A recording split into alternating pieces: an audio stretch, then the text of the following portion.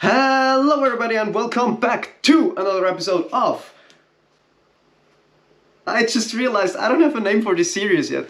Never mind. Sometimes I'll start a sentence and I don't even know where it's going. I just hope I find it along the way. Last week we talked about Paul Morphy. I told you about his life and showed you one of his lesser known games. One thing I also talked about was his amazing win against Louis Paulsen. 5 losses, only 1 win and 2 draws. So out of 8 games, Morphy won 5. No one was able to do that at that time. But I realized while editing and watching back the video that it wasn't really clear how good Paulsen actually was, and therefore how big the win of Paul Morphy actually was. So today we will first have a look at Louis Paulsen, a very quick look, very quick look. I'm very fast. And then look at a game that he played against Paul Morphy, where even the engine nowadays struggles to keep up with the analysis of Paul Morphy. So let's dive right in. Louis Paulsen was born in 1833 in Germany. He first defeated the European Masters and then went to America to defeat them. So he kinda did the reverse Morphy. By the time he played Morphy, he was considered to be the best player in America. But after Morphy retired, he was even considered to be the best player in the world. Based on historic ELO, he was the best player from 1862 until 1878. So for 39 consecutive months. That's incredible.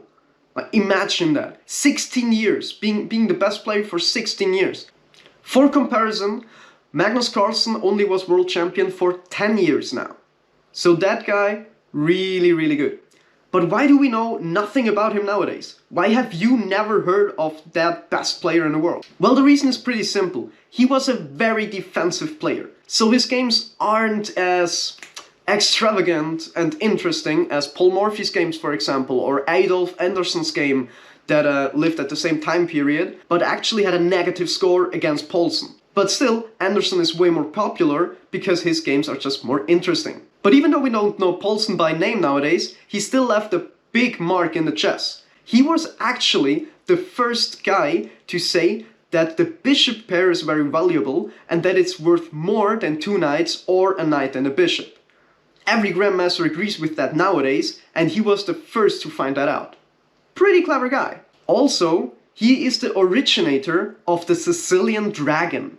Yes, you heard me right. He is the father of the dragon. In case you don't know what the Sicilian dragon is, it is one of the most aggressive and tactical openings in all of chess. It looks like this. It's very fun to play, but also very hard to master. It's actually quite ironic that such a defensive player originated the most aggressive opening in all of chess. So hopefully now you understand how big that massive win of Paul Morphy actually was against Louis Paulsen at the first American Chess Congress. And now we will look at one of the games they played there. So this is round 6. We have Louis Paulsen with the white pieces and Paul Morphy with the black pieces. They start with e4, e5, knight f3, knight c6, knight c3, knight f6. So we have a 4 knights, pretty standard stuff. Then we have the bishop out to b5, it's a 4 knight Spanish. Morphy also develops his bishop and they both castle. So far, so normal. Now Paulsen takes on e5. And if you have never seen this, you might be a little bit confused. Because e5 is protected. Like, did Paulsen just hang a piece? I thought he was such a good chess player. Of course not. If you take the knight, I play d4, forking bishop and knight. You can move either piece away, it doesn't matter, because I will just take the other piece. This line is considered to be pretty drawish, so Paul Morphy didn't actually go for it. He played, after knight takes e5, rook e8, activating the rook with tempo. So this actually wins a pawn now. It's a pawn sacrifice, but in exchange for the pawn, you get the open rook. You take, and the bishop moves.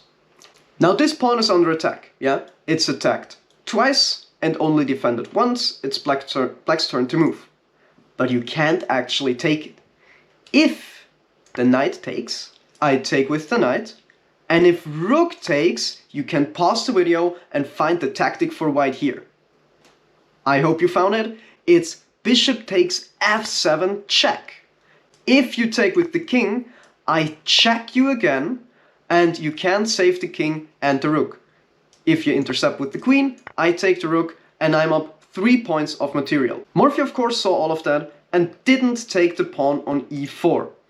Instead he played b5, chasing the bishop away. Now you might think you could play bishop b3 and still have this tactic, but bishop b3 actually isn't really that good. Because after bishop g4, developing the bishop with tempo, you can't play f3 chasing it away because of the pin. The queen has to move, and now you can play b4, chasing away this knight. Knight has to move, no one is protecting that pawn. You develop the rook with tempo, and yeah, I don't see a way that you can save your queen. Because the rook is protected, the queen only has this escape square that's protected by the bishop, and you can't move anything in between. So it already is a pretty sharp position. Paulsen plays the correct move, which is bishop to e2, and now Morphy takes the pawn. He takes back, rook takes, and here the position is pretty equal, because black has this doubled pawns, but he has a very active rook and a very active bishop, and white does not actually have that much of activity. Here, Paulsen played bishop to f3, hitting the rook and the pawn behind. It's kind of a skewer, but you can't just move the rook back to e6 and protect both of them. So far, so good. But now Paulsen played a slight inaccuracy that actually turned out to be a pretty big liability across the game. He played c3. Now c3 looks pretty normal, but it weakens the d3 square. And this is actually pretty instructive. Whenever you move a pawn, you weaken a square. Here, d3 was very well protected by this pawn, and now it's extremely weak. Of course, the plan was to play d4, chase away the bishop and get the center. What he should have played here is, instead of playing c3, he should have played d3, opening up his bishop, yeah, this diagonal, and just normally developing. He wanted too much, and Morphy immediately punishes him with queen to d3. He's blocking the center with his queen, and also blocking development. Paulsen thought to himself, that's no problem, I just play b4 and chase the bishop away that way. But I mean, the bishop just goes to b6 and it's still very active, and what are you gonna do now? Just play a4, hope that Morphy doesn't see it, and play a5? Oh well, alright. So, of course, a5 is the threat. If you play a5, the bishop is lost, so Morphy takes it. Paulsen takes back with the queen, and here we have bishop to d7. If we look at this position now, it doesn't look that nice for Louis Paulsen. Why doesn't it look nice? Well, this bishop is very active. Good bishop. You have a safe king, everything fine. But this rook is terrible. It's doing absolutely nothing. And this bishop is the worst bishop in history. I mean, how will you ever develop it? You want to go to b2 and pseudo fianchetto the bishop? I have bad news for you. I just take. And I mean, now your bishop is hit. You have to protect it before you can even open up the bishop a little bit. You also can't play it here because of the same thing. So what are you gonna do?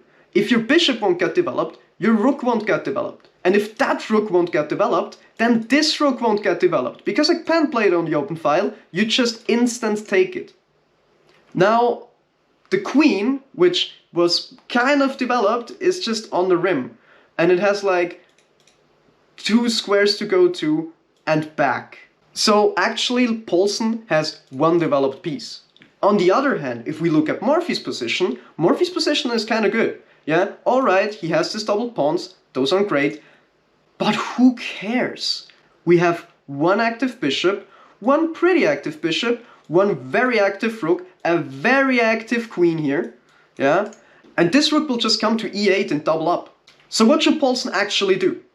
It's very important that Paulsen tries to trade off those queens.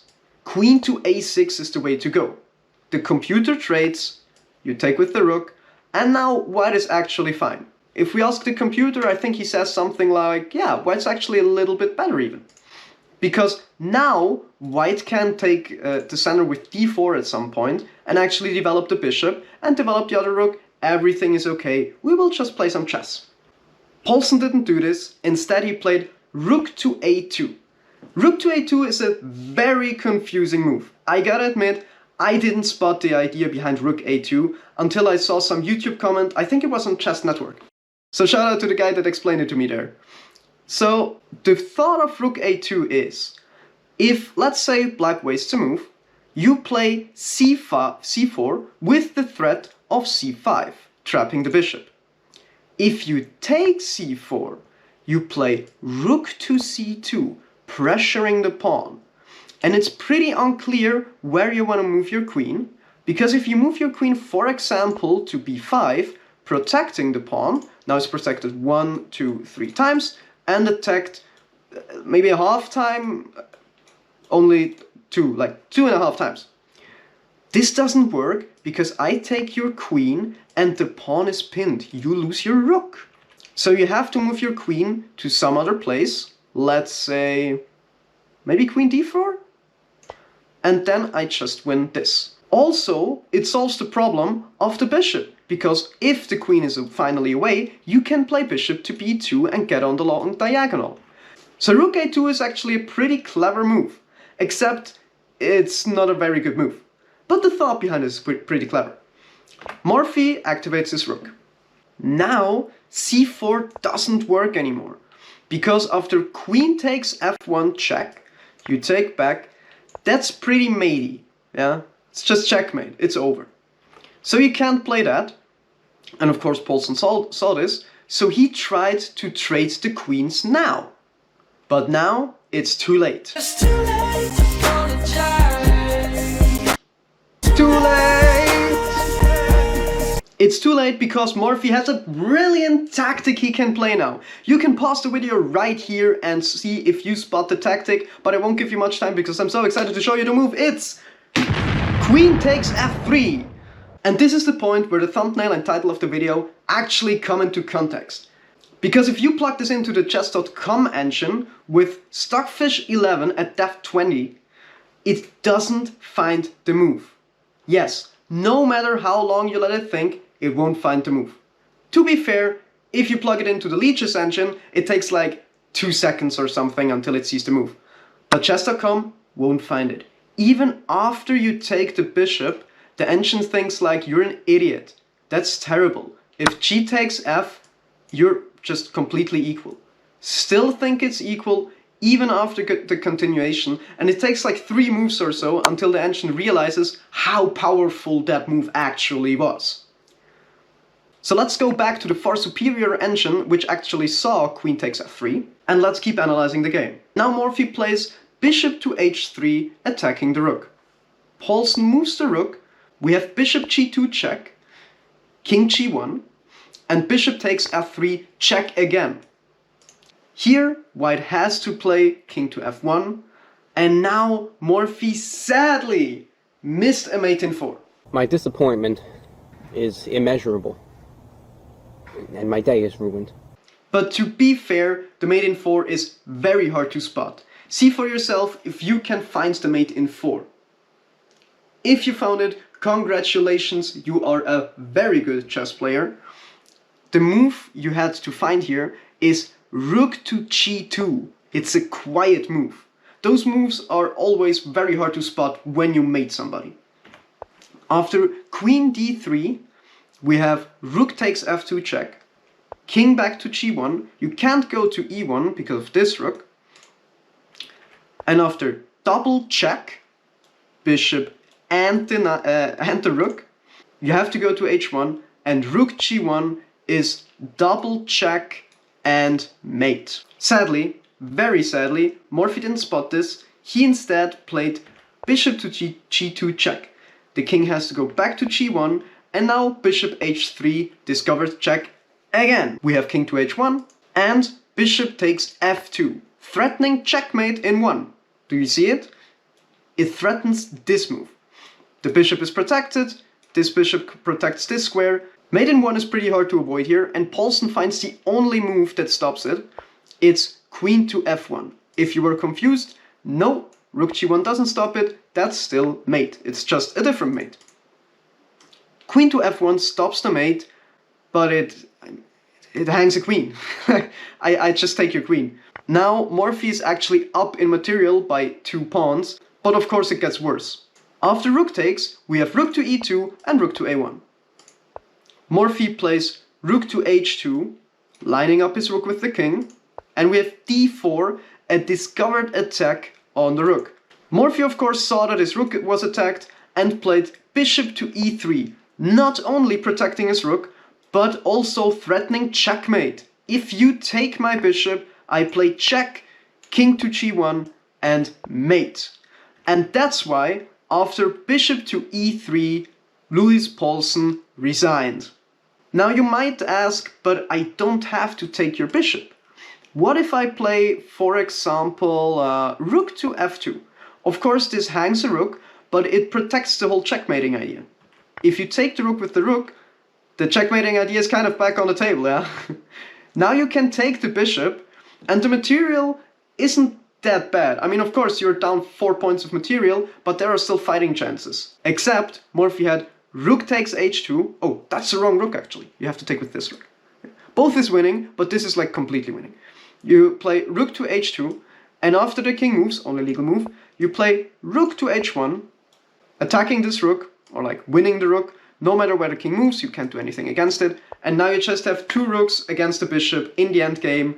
Also, you have 3 connected passed pawns. That's just completely over, and that's why Louis Paulsen resigned instead of getting tortured by Paul Morphy. Thank you very much for watching this video. If you liked it, if you have any suggestions or any constructive criticism, please let me know in the comment section below, and otherwise I will hopefully see you next week again with another video on this channel, chess or whatever.